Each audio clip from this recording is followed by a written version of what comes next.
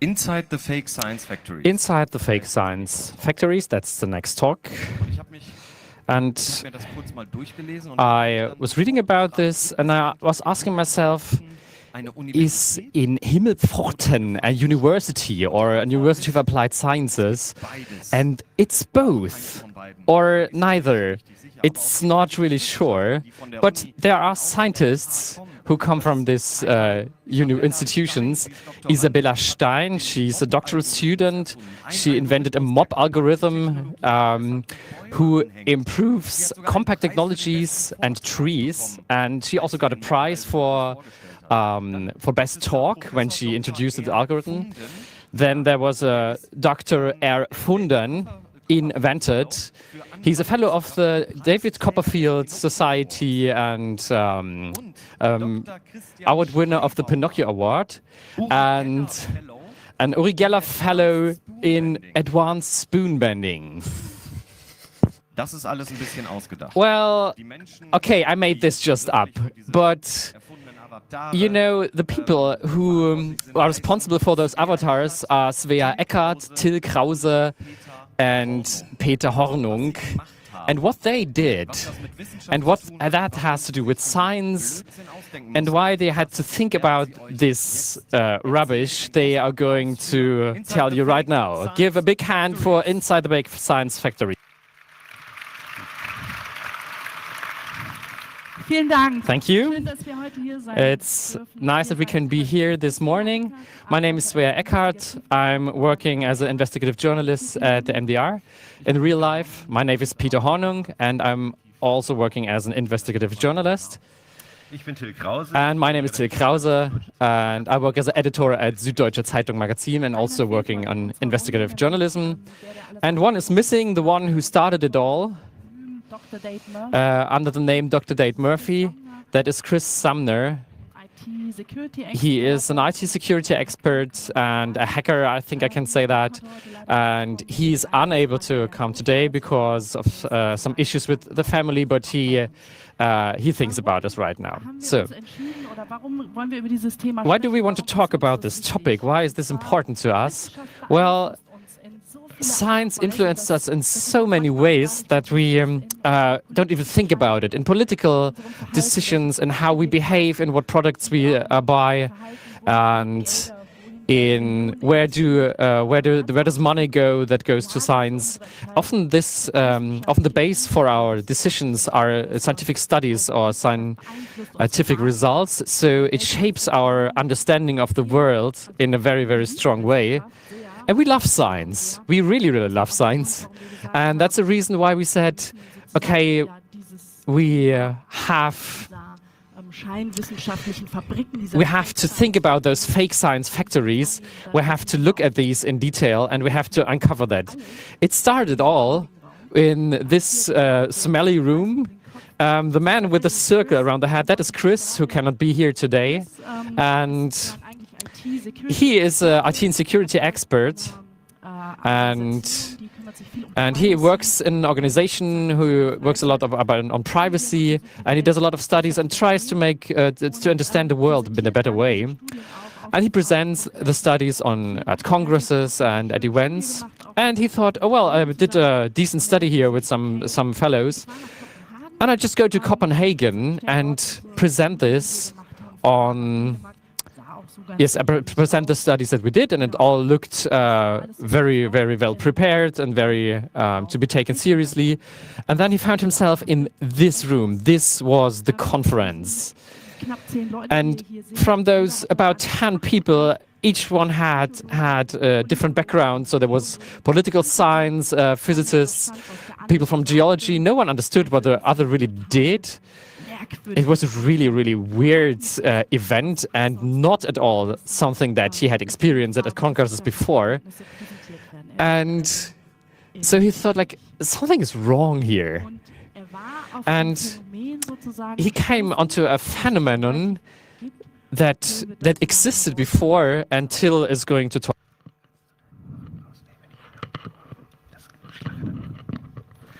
Genau, predatory publishing. Exactly, so predatory publishing. So predators who steal.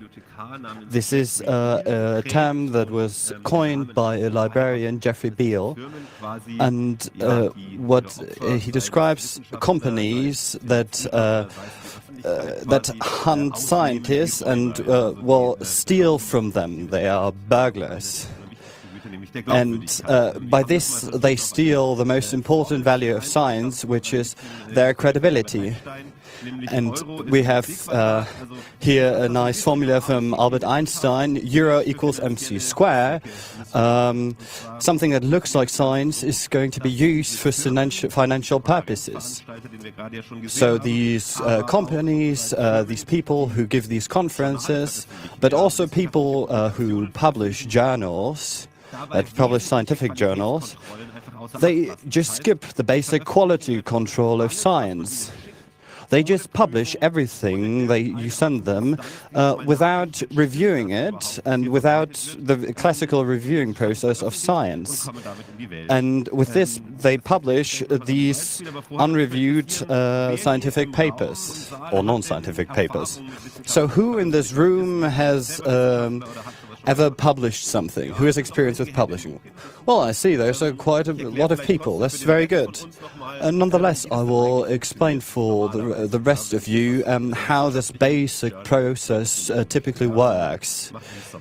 So typically you start by submitting a study that is going to be checked by an editor, and this editor then decides whether the study will be rejected because it might be redundant, or because it doesn't contain anything new, or because it's just poorly made.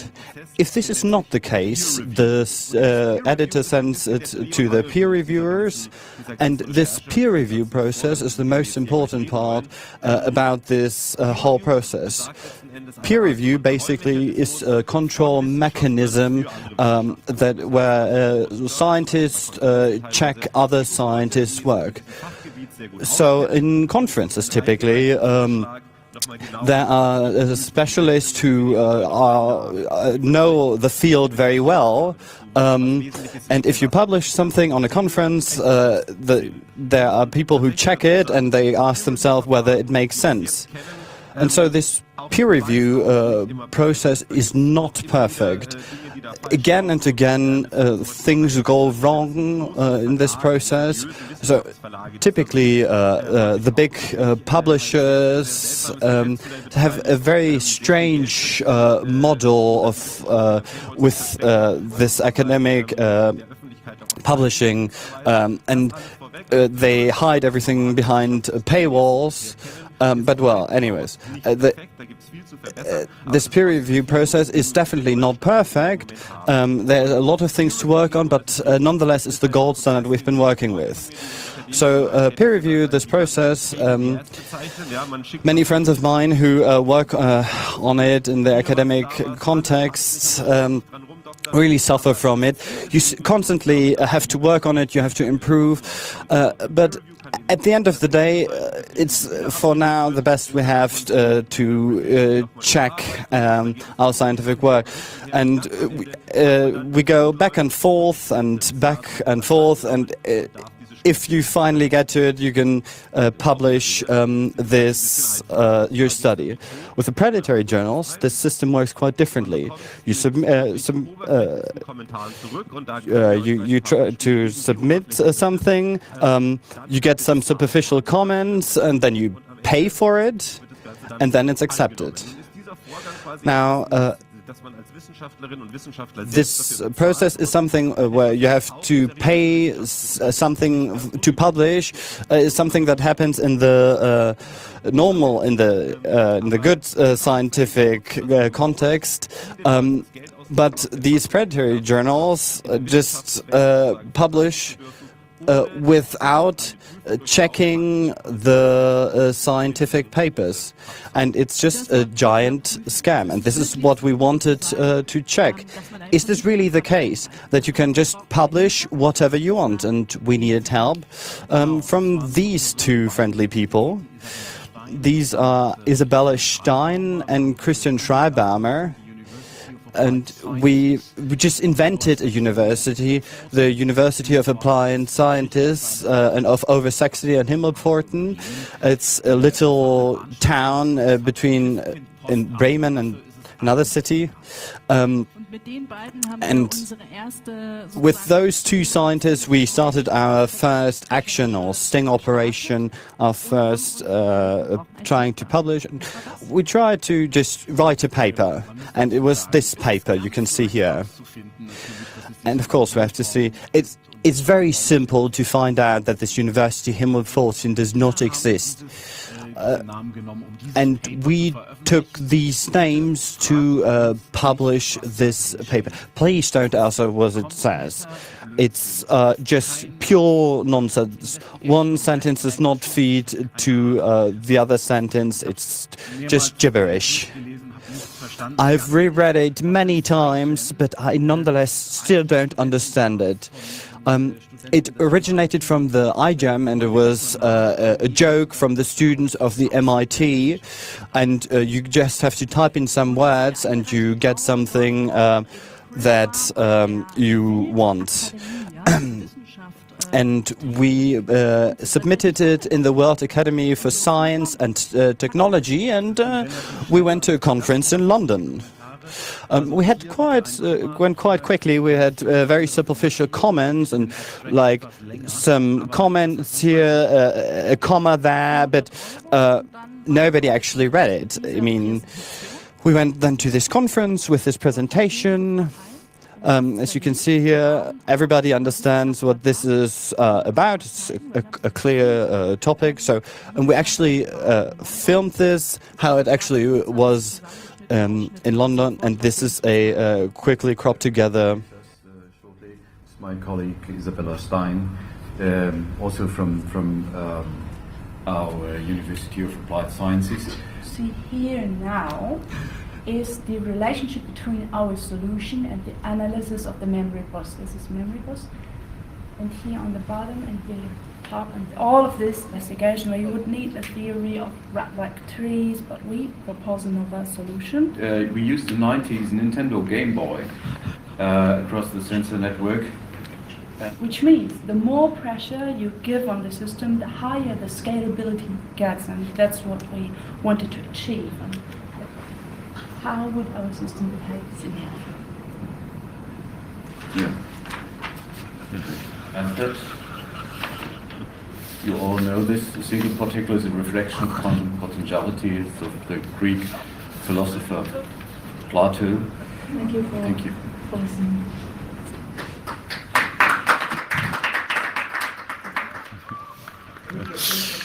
Yeah.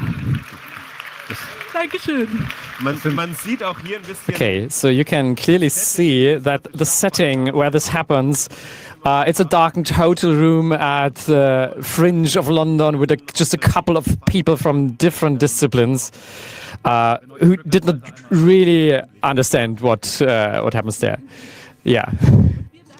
And we were thinking like, well, even if there's someone from chemistry or from maths, okay, now we're going to be uncovered. So now it's over. Now they're going to see, okay, or even the people who organized the conference would say, okay, this is not the real science. But we just went out and we got an email and we're like, okay, now it happens. Now they get us.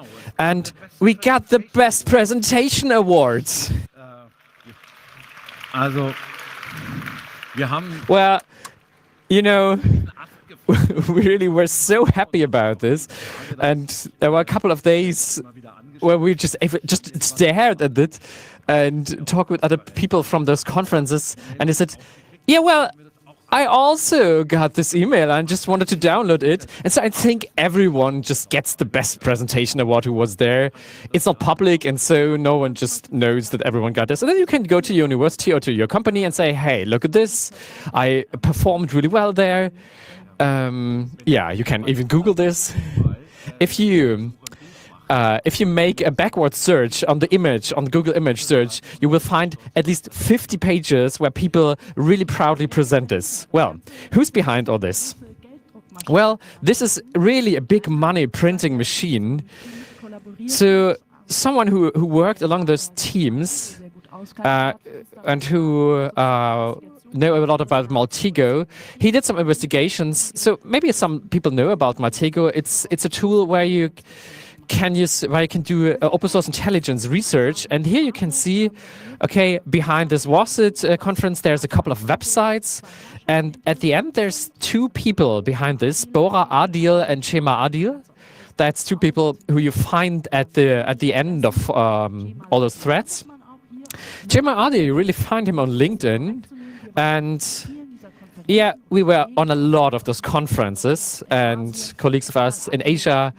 Chema Adil does the Asia part of it. And Bora Adil, we met him twice in London. No, once in Berlin and once in London. There he is. Yeah, well, and it's really interesting because they registered a lot of names of fake conferences. So even if a website goes down, or if a website is being hacked, they just can go to a different domain and just transfer their business to a different domain. And I mean, if you just look at the World Academy and we sum it up, that's what we have. 13 events in 13 cities every month. That's 13,000 conferences per month. And that's because every single one of them on 2 days is in 50 disciplines with 20 conference names per discipline. So you can register, or you can just choose from thousands of conference names. So even if there are 30 or 50 people in the room, so it's really not likely that everyone's on the same event even. They get a document with a different name on it of a conference. So they have in the year 157 events, 48 cities, and 35 countries, and 156,000 conferences. And so we think WASET makes around 4 million euro in a year with absolutely minimal costs. So, well, all of this is just strange and funny, and we can say, okay, there's just some damage for some people, but what's the larger damage behind this? And so we were looking at how can this system of fake journals and fake conferences where nobody checks what was the most evil way to abuse this system? So if we'd be evil moneymakers, what would we do? And we came to the example that through these journals we can just publish cancer therapies that are just useless. But as we pretend it's scientific, we can just sell it for people who suffer from a horrible disease and that just go for every straw of hope. So we were wondering, magic potion against cancer, and we came to the solution that bees are nice. We like bees. Bees are super. Can they cure cancer? Well, we're not sure, but I mean, who really knows? Or probably not. And this is really the problem in this whole context. You really don't know what is real and what is not. So we founded an institute for cancer research, and we generated a Twitter account that just retweeted anything. This institute, after founding it, we founded this institute. And we wrote a study, and we submitted this to a journal. And from our research, we said, okay, that should be the second largest player in there. So it's a journal of integrative oncology. It's actually an oncology journal. And at first glance, it looks rather to be taken seriously, and we submitted our study there, which is really so stupid, so damn stupid. From first glance, you would see it's not science. So we're working with the university, which doesn't exist. So anything we said in there, we say that bee wax should have a larger effect against cancer than any chemotherapy in existence, we devised an arrangement for an experiment which was so our design was just we're asking people as we ask them as many questions until they say, okay, now I'm really feeling better, just to get rid of the questions. And well, and we said also, well, bees cannot get the cancer of the colon, so they should be absolutely valid as a cure against cancer of the colon. And then we also wrote about how funny bees are and they fly around, and that's also an indicator because they have such enjoy life so much, and that's also an indicator that they help against cancer. And we also invented a book that we cited on that, and we had it in our literature list just because bees are beautiful. All of that is correct, but the book we actually cited is a children's book. Reviews bei Amazon, aber wissenschaftlich eher nicht so super. It had excellent reviews on Amazon, but it was not as great as a scientific source. So, well, we thought like, okay, it was really, really too much. So it was so absolutely rubbish that what we put in there, just diagrams of equal circles and stuff like that. So you don't even need to be an expert to really say this is just junk. And shortly after, we got a review that this was important evidence, and this is really, really to be taken seriously. And the Bio 1990M, so that's what we called our cure that we thought about. And the only questions that we got was, can you just clarify what this abbreviation SITF means? Well, we couldn't really explain it, but because we just invented it. And we wrote, it means signal infusion transfer function or something on those lines. And that was okay for them. And the paper was accepted and was published. We also got an invoice for that, for €2,000 that we had to pay. They wrote us on Twitter and on all channels that they had that we absolutely had to pay this invoice. We just ignored that. And it went online in spite of that. So Professor Dr. Vanden, Professor Dr. Wendt in German, so also has his first publication. And we also think as soon as you're in this treadmill of fake science, it really gets going. So we also got emails from lots of fake science publishers. Do you want to give a keynote on a breast cancer conference in Paris? If you just don't want to, if you want to be an editor or a publisher of another fake science journal, so our stupid, just made-up institute just took a couple of weeks to get a scientific publication to impersonate an editor of a cancer journal, and we could also have done a speech on cancer on a conference. So if our goal had been just to sell people our absolutely useless treatment on the internet, now we could have the stamp on it that is scientifically valid. That's how you can buy a reputation. And, well, lots of serious scientists wouldn't have believed us. But that's not the point. It's about faking things and getting money from desperate patients. Yes, and this experiment really would have been really funny if it wasn't so sad. And the interesting thing about this is really, normally you would say these journals, I mean, it's obvious that they are fake. But the border is not really clear. Many people run to there to publish. Hence, it's not really clear that it's bad science. Like this, for example. This is not funny.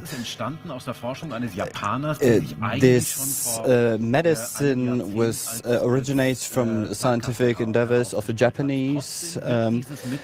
and it's fake. Nonetheless, this medicine is produced as this magical potion against cancer, and in England it's actually being sold as medicine, but in Germany as a supplement for food. And this is how Andy Moki talks about this. From 8 nations have written 150 scientific research papers on GCMF. 200 scientists, but we have written 32 of them. Das heißt, da wird ganz klar geworben von First Immune mit diesen Studien. Here in Clear Immune, they clearly advertise with these studies. Twice a week, and after 3 weeks, I started to feel less tired. It isn't something that's, just quackery. It is scientifically backed. Das ist genau der Punkt. This is exactly the issue. Scientifically backed. They claim it's science. There's a different publication in this journal where we also published our bee story. This is all just fake. A famous German scientist looked at it, and she claims these studies are really bad. But unfortunately, for non-scientists, it's impossible to differentiate this. If you don't have oncological training, you can't see this. And with these studies, they advertise this product, and they say, we have here these studies, and it shows that this is a good medicine. Here, just a follow-up, David Noakes was actually imprisoned by, trialed by English court, and he got 15 months. And his company was also trialed, and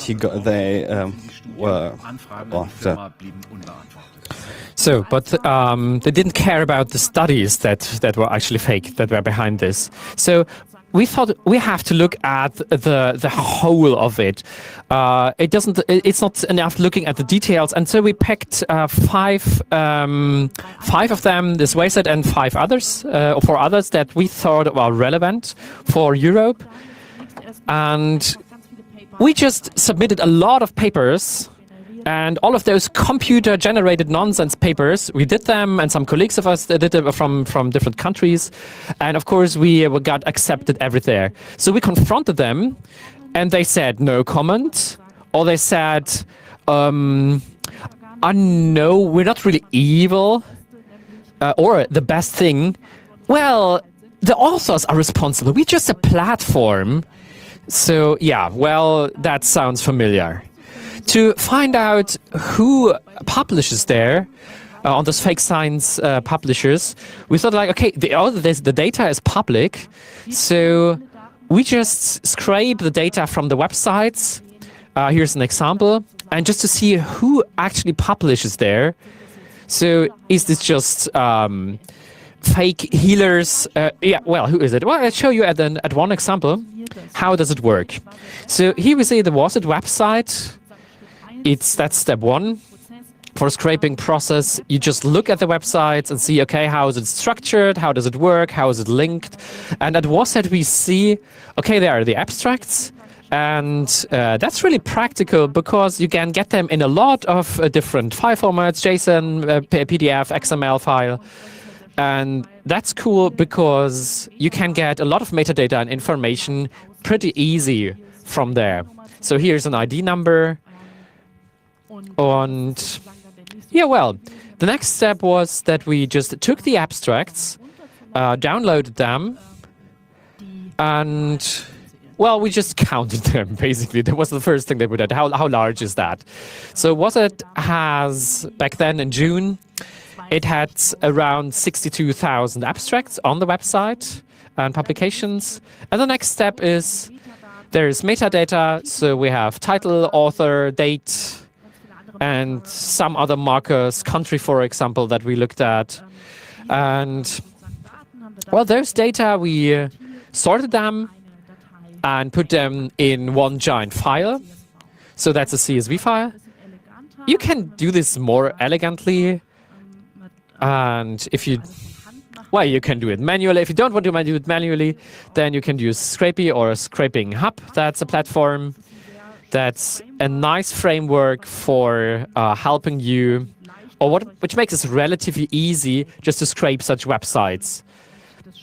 The nice thing is at Scrapy that the process of downloading and sorting it does it in one step, and we just get a nice JSON file. And this file, we can put it into a database and using different programs to analyze that. So, of course, we used Excel at one step in the process. Tableau was really helpful, and Linkuriers to see networks in there and how things branch. That's the tools that we used. So how we process those data. And then we just try to find out who is publishing there. And here we have some stats for you. And here you can see Omics and Wasset are the big players in there. So we have almost 180,000 abstracts, 400,000 authors, yes. So papers don't usually have one author, they have several authors. And there's Wasset with around 60,000, a little smaller. And we also, oh, wait. OMG, is science in danger? That was the first thing we thought. Yeah, well, then we thought like, oh, those are really large numbers. And we thought like, is science in danger right now? Well, yes and no. If we compare it to regular scientific journals with the publications there, so if you take the complete number of scientists, 8 million in the world, and even if we filter out duplicates, we say, okay, publications in predatory journals are not really that much. And besides the idea of science, well, there's also fake healers in there. So it's just to get a rough frame. What does 400,000 names mean? But what triggered us in our research was this graph, where we said, okay, how did this develop in the past 10 years? And so we could get the month and the year from the scraping process, and then we saw, oh well, it increases. So starting from around 2013 or 14, it's even more and more publications on those platforms, and apparently there's a demand for it. So people are publishing there. There's a demand, so we have to publish our results. Then we looked at the countries. We say Great Britain leading, Italy, France, Germany 1,800 abstracts, but well, that's 5,000 authors, and you have to think about that's only those fake publishers we looked at. So I think there's a lot of more German scientists affected because, of course, there's a lot of more fake science publishers. So we also looked at institutions, and was at 229 from the RWTH Aachen, Hannover University, pretty in the top group. Fraunhofer Gesellschaft in there. Well, why Aachen and Hannover? They have a lot of technical science topics, and it's mostly technical faculties that are publishing at those fake science publishers. In Omics, there are lots of people from medicine. They don't have a lot of medicine at those universities. So if you only look at the medicine, the ranking would be different. And if you look at the company of the German universities, it's good companies. So we have looked at elitist universities. They have lots in medicine, and because they have a pressure to publish, and then, well, just to get an idea how it looks as a whole. Now let's look at some particular cases. For example, this guy, he looks like an important scientist. It's Bernd Schulz-Reiter. He's the director of the University of Bremen. He was member of the DFG, and he published in one of the journals we'd also tried to publish, and he has there several papers where he's the first author, and he said, confronted with it, he said he didn't know, he didn't understand. And here we have another example. It's not the physicist to the right, but the scientist to the left. It's Aaron Kramper. He is from the RWTH Aachen.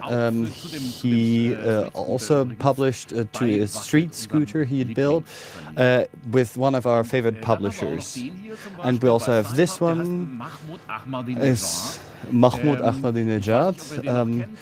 I'm not sure whether you still remember who he is.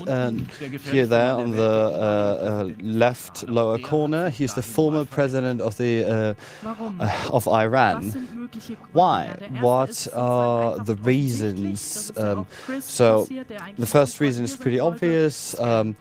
It's just a scam. Scientists are being scammed. The second reason is the publication pressure. There's this motto, publish or perish. There's this pressure on scientists to publish everything they discover, and with the good journals it often takes many months or sometimes even years, and it just takes quite a long time, and this is why you take the easy route. Another reason is this career doping. One thing is like pressure, but another reason is, so imagine you're in this situation, you have a project, we have a project that starts, and we have several people, and it just looks better if several papers are connected with this project. If it's cumulative, there are often some that are affected. So what do scientists say to it? We asked many of them. The University of Hanover, sensibilization for the topic just comes with some time. The Oni Bremen said something that only upon reading the published statements we understand how big the problem is. The University of Frankfurt, they are looking into it, and we asked a doctor from the University of Saarland, well, what do you say if somebody publishes in this and he says, well, it's just really, really bad. So why is it important? So we've heard that scientists lurk around, but also magical healers. So researching with our database, we found many email addresses from big companies, and this is something we had not considered before. We thought it was something inside the universities that is based on scam emails and career doping, but actually also big companies, global players use this concept to show themselves, to establish themselves as scientifically based. And actually from the German biggest stock exchange, the DAX, we found that 12 of the 30 companies actually publish there. One of them, for example, here is the big pharma company Bayer that published there. But these pharma companies actually use these fake journals as a short way to publish. Here they publish something about aspirin, about this aspirin plus C in the same journal as we had published our lovely paper about the bees. And they actually just claim in this study that it has a better effect than a placebo. And well, I mean, it's a weird comparison. Of course, aspirin plus C works stronger than a placebo because there is aspirin in it, but it would be way more interesting to actually see whether aspirin plus C works better than aspirin. But they actually didn't ask this question. We asked other scientists to take a look at it, and they all said in a serious journal, you couldn't publish this. It's just absolutely impossible. Or other people said, like from the Stiftung Warentest, that addition of vitamin C is just nonsensical.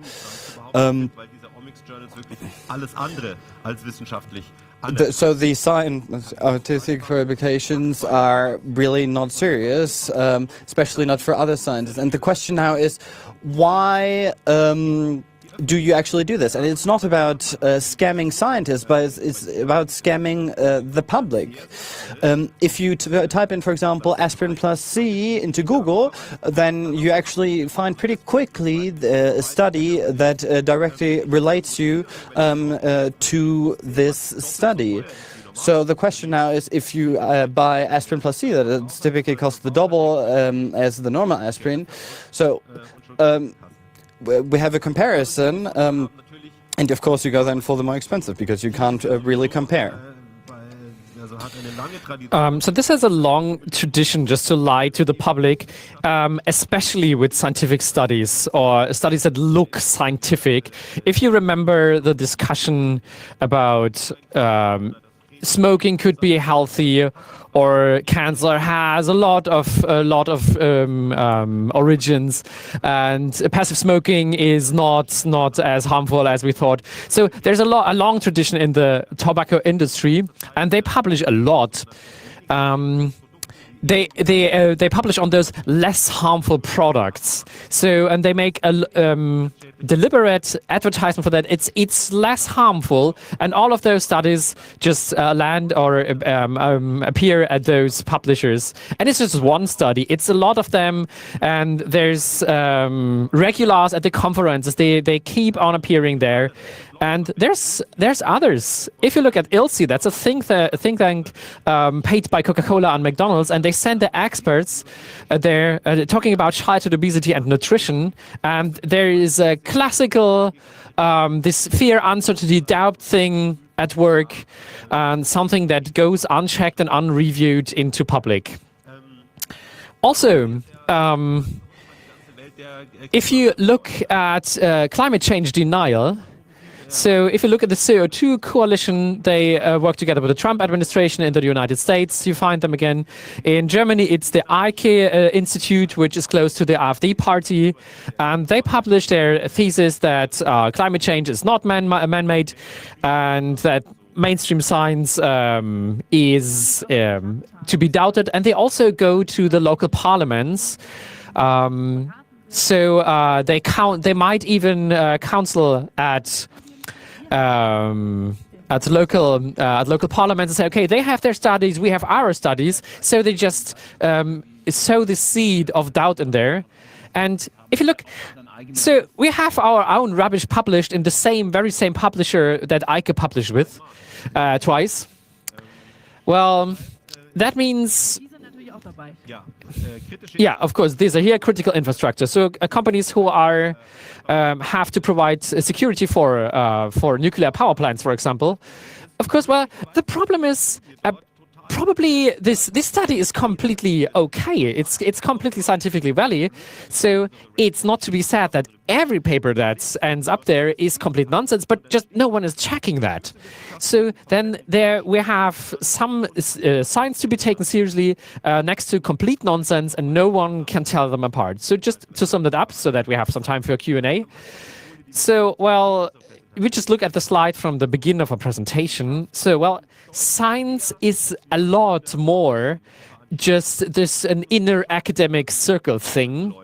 So if climate change deniers can just publish their studies and then run around with their studies and say, oh, well, that's valid, and they try to influence people with that, or that we just buy products that don't work, but we find a study on it on the internet, so it influences what we buy. That means the damage for the public is large. So those studies and those lies, they just get mixed up with truth. It stands next to each other. It's not checked. It's not filtered. And we just, well, that's like if the TÜV, the German checking for technology and cars, they would just approve every car, just any car that is submitted to them, even if some cars had extremely large damage to the environment, they would get the seal and would be approved. And that's the image that sums it up perfectly. It erodes the trust in one of the pillars of our society. And that's why we published those findings large in 23 media outlets worldwide, in France, Austria. A lot of countries took part in there. So we wanted to get the public attention on that and to dismantle the system. And now there are the 3 slides that we have been looking forward for the whole talk. We looked yesterday, and look at this.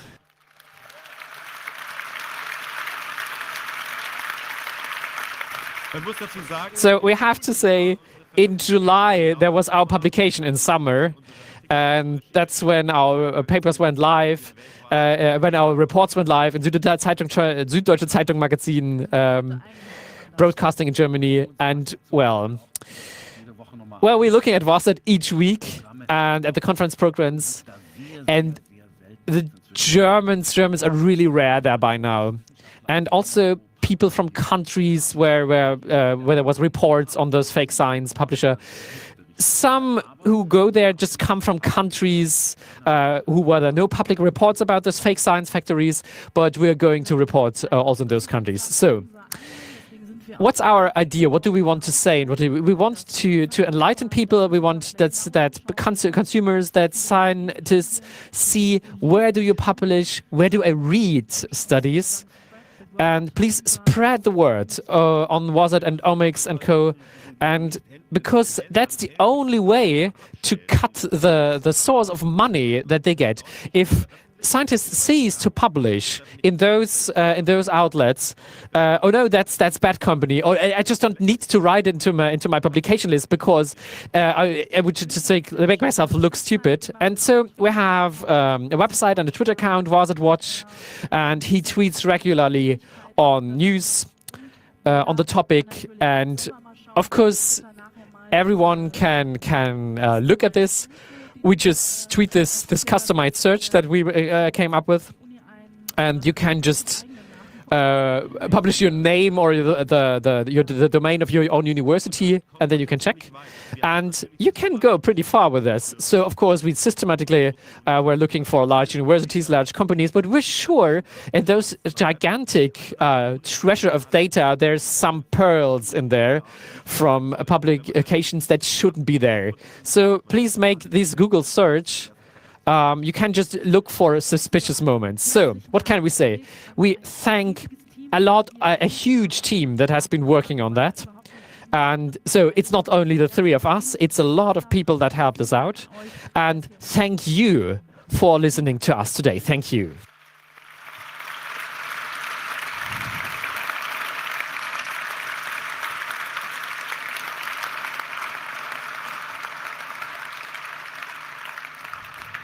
We have some time for some questions. So here in this hall, Adams, we have 8 microphones.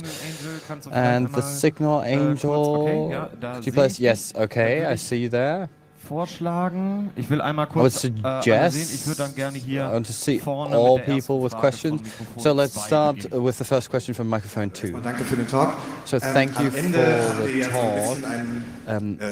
At the end, you showed a positive development, but in the long run, it doesn't help us. So they have quite a lot of domains still in their pocket, and they can just exchange them for the old domains. And this Twitter account also is quite nice. I mean, you can take a look at it. We have like a central shaming spot. My question again is, how do you get there and how can you get out of there? Can you suggest how you can give scientists an option to get released from them? Well, that's not that easy. So there's not a central blacklist or whitelist that you can use to check that. So first, what's a predatory publisher? So there's different definitions. Second, even in Germany, there is a wrong understanding of liberal publishing that does not include that you're forbidden to publish in unscientific journals. So there's not a strong will in Germany to set yourself apart from that. And there's a legal component in there because people are scared being sued by those companies. So if I'm a scientist, I want to know where to publish. There's two things to do. First, there's a list, a commercial list to lose, CAPL's list. It's behind a paywall, but there are criteria why a company is a predatory publisher or not. And second, the UBs, the libraries of the universities, they are pretty far. They also have publication seminars. And third, you can look, where do I publish? You just look at the website, look at the editorial board, look, where are they? So I look at the address of this. So just check, just input the address into Google Map. And if this is just a farmhouse somewhere in the wild in the States, and you make a backward search on the telephone number and you see it's a Skype number, and it's located in Pakistan, well, then you know, okay, that's not a serious publisher. But it's manual work. You have to look at it, to not be fooled. But universities have recognized the problem after our publications, and now in lots of universities there have been doctoral seminars where doctoral students were instructed where they shouldn't publish, and you just can enlighten people. And well, there's even a court process in the States. So, well, let's see. But maybe they're out of business pretty soon. Okay, now we'll continue with microphone number 5 back there. Yes. Vielen Dank für die investigative Arbeit. Thank you for your investigative Ihr wurdet ja eingeladen, eine Keynote zu halten. Habt ihr einfach nur Nein, danke gesagt oder habt ihr überlegt, hinzugehen und die Keynote zu halten und vielleicht einen Aufklärertalk zu halten? What did you say? Well, we sent a statement there which was said, yeah, well, science is in change process, and we all have to look carefully where we go. But there was no feedback from the event, or maybe just by chance the event did not happen, and. Well, at some point we said, okay, we are journalists, and maybe they felt, oh well, Professor Dr. Invented is not the person we thought we're talking to. Okay. Signal Angel. The Internet would like to know how well could you understand the other lectures at the fake conference? Did the other people try to hide bad science, or were they just clueless? Most of the time they wanted to present science, but from very, very diverse backgrounds. So at one conference, the three of us were there. There was a young scientist from South Korea, and well, they were just on a student level. They were on computer science. I couldn't tell apart, but it's really, really diverse. The deliberate publication of bad science, it's really difficult to do. In New York, we had a case from a German scientist who just went blah, blah, blah on a topic. And we said, like, okay, so we checked it on a different space, and that is really, really thin. So no one else would have taken him. And at one conference, there was someone who just did a PhD along working. and he was talking about the product that he did with his company, and he had also a polo hand with the signature of the company, and well, he just did more or less some advertising for the product in a scientific way. So well, there was a commercial interest behind this particular talk. Right, so continue with microphone one. Moin, Lambert ist mein Name. Morning, Danke, toller Vortrag. Was mich wirklich gestört hat, ihr habt an 2 Stellen erwähnt, wow, das ist ja so eine kleine Konferenz, so nach dem Motto, wenn es klein ist, kann es oder Leute aus verschiedenen Fachbereichen. Wenn wir nach dem Kriterium gehen, würde auch das Entstehen von neuen Feldern und interdisziplinären Dingen, müsste man dann auch skeptisch sehen. Das ist wirklich kein Argument, dass eine Versammlung zu einem wissenschaftlichen Thema klein ist. Noch eine letzte kleine Bemerkung. Okay. In this field, in this question, I have to. I have to intercept. If you're here to ask a question, not to give a comment. So I just wanted to ask whether the data where you collected the fake journals is publicly accessible, because it would be interesting to compare whether, in comparison with the health trends in the recent years,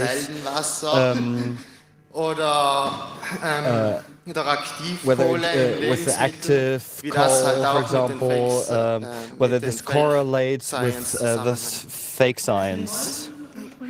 Well, yes, we had the intention of putting everything online, but our legal department said, we would have to go in court after this because people might just sue us for the data, and so we could not do it. And our way is to say, well, if we take single cases, and it's really easy with this Google search, then we could look at those health trends, for example, just type it in there with the topics in there, and then we get the results on a concentrated results on what's happening there. And even looking at the raw data, it's really, really difficult because it's such a huge amount. Okay, so here in the front with microphone 2. So hello, I have a question. From a judicial standpoint, so if I publish my own fake studies on these pages and I use them to declare something, can I be tried for this in Germany? Well, we're not lawyers, but from my understanding, well, if I actually fraud someone and say this is science and it proves this and that, and then use this wrong argument to prove something, I think I might be liable for this. Okay, so then I continue with there in the back. This is microphone 8. Yes, who's waving your hand? Thank you. My name is Oliver Molden. Great work. One question. I mean, this is all quite a lot of work that you're doing there. I mean, how expensive was your research and who pays for it? Peter and me, we're at the NDR, Norddeutscher Rundfunk in Germany, so that is public financed broadcasting. And oh yeah, thank you. Yeah, well, and I'm employed editor at Süddeutsche Zeitung, and we did this with our investigative department, Ms. Langhans, who is also an editor at Süddeutsche Zeitung. It's being paid by people who have an abonnement of this paper, and yeah, and so it's just classic journalism, and it's half a year that the work took, and we did also other stuff in this time. It's hard to quantify. So yeah, well, we don't have a fixed sum that we can hand out that we can use for this. So it's been part of our work just. So we're not flying first class, and of course we have not been to Sri Lanka. There were also some talks there, but that did not work out. But in London we were. All right, so there in the back at microphone 7, there's somebody. Do you want to ask a question? Yes, okay, that's a question. Yes, please. Hallo? Habt ihr eigentlich auch versucht, eure Fake-Studien bei anerkannten Journals zu veröffentlichen, so als Gegenprobe? In approved journal? That's a good question. We were thinking about it, but we had this idea, okay, that's wrong, because then we would take the time of actual serious scientists just to look at our nonsense without knowing that. So what we did is we took our papers that we submitted and we just showed them to serious scientists, and they said, yeah, well, that is absolute nonsense. So that's what we did. So we did some post the fact peer review, and some big and established journals have problems with peer review. That's a known fact, and they do publish some nonsense from time to time. But there's really weird stuff that we submitted in any journal to be seriously taken. It would be rejected. Ja. Wir sind jetzt leider. Yeah, so unfortunately you don't have a microphone and we don't have a time. I'm very sorry for the people who were queuing up at the microphones. We don't have any more time for Q&A, but we will surely be able to find you. Where will we be able to find you? So we'll be all day long here around the Congress, or just write us on Twitter. I mean, the Twitter handles are posted there. Big applause for the Fake Science Factories.